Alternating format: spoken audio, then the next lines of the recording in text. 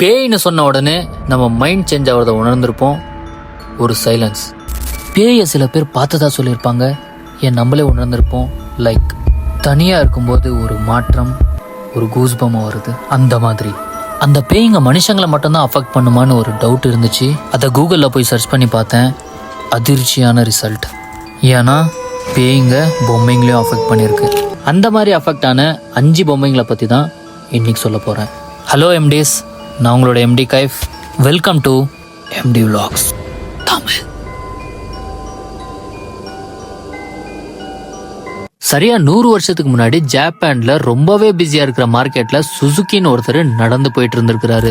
அங்க ரொம்பவே டிஃபரெண்டா இருந்த ஒரு பொம்மையை பார்த்து அவரோட 2 வயசு தங்கச்சிக்காக வாங்கலாமேன்னு வாங்கியிருக்காரு. அந்த பொம்மை அவரோட தங்கச்சியான ஒக்கிகோக்கு ரொம்பவே பிடிச்சி போய் அந்த பொம்மை கூட ரொம்ப நேரம் டைம் ஸ்பெண்ட் பண்ணியிருக்கா. அப்புறம் 1 வருஷத்துக்கு அப்புறம் எதிர்பாராத விதமா அவரோட தங்கச்சியான ஒக்கிகோ மறுமையான முறையில இறந்து போயிருக்கா. அந்த இழப்பை தாங்கிக்க முடியாத அவங்க ஒக்கிகோன்ற பேரை அந்த பொம்மைக்கே வைக்கிறாங்க.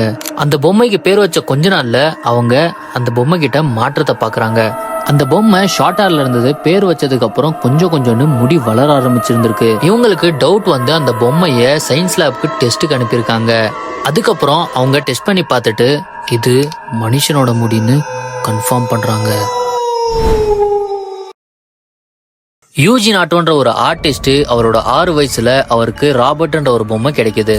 இவர் பேசிக்காவே இன்ட்ரோவர்ட்ன்றதுனால அவருக்கு ஃப்ரெண்ட்ஸ் யாருமே இல்லை. அதனால ராபர்ட் கூட தான் விளையாடிட்டு இருந்திருக்காரு.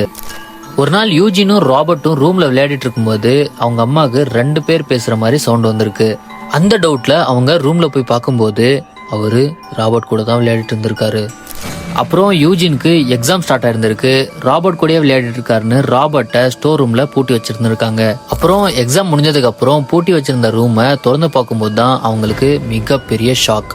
ஏன்னா ஹைட்டா யாருமே தொட முடியாத அளவுக்கு வச்சிருந்த பொருள் எல்லாம் கீழே விழுந்து உடைஞ்சிருந்திருக்கு.